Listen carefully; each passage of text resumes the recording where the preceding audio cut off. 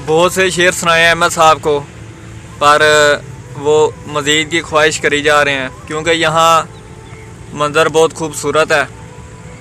मैं अक्सर कहता भी रहता हूँ कि जिसने रब को देखना है वो किसी देहात में या गांव में चला जाए।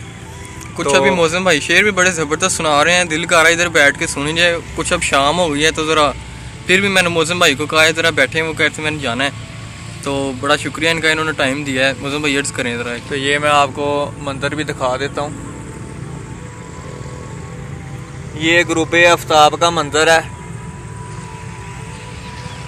और यहाँ पे बैठ के बहुत से दुखों के ऊपर सोचा जा सकता है, बात की जा सकती है।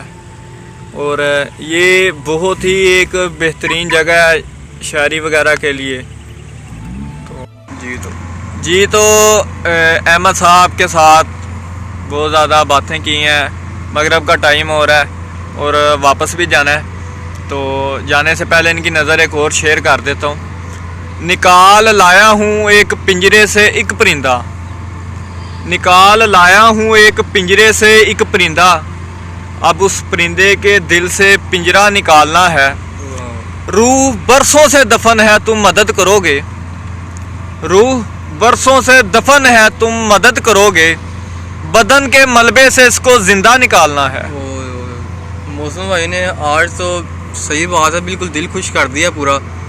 और बड़ो तो शुक्रिया मौसम भाई का कि आए हैं, टाइम दिया इतना कुछ, मेरे कहने पे मेरे इसरार करने पे रुके हैं, वरना इन्हें काम वगैरह से। बहुत शुक्रिया मौसम भाई का, प्यार है, उनकी मोहब्बत है, भाइयों वाला प्यार है। वैसे मेरे माशाल्लाह पुप्पो के बेटे लगते हैं, पर बिल्कुल सगे भाइयों जैसा प्यार है माशाल्लाह।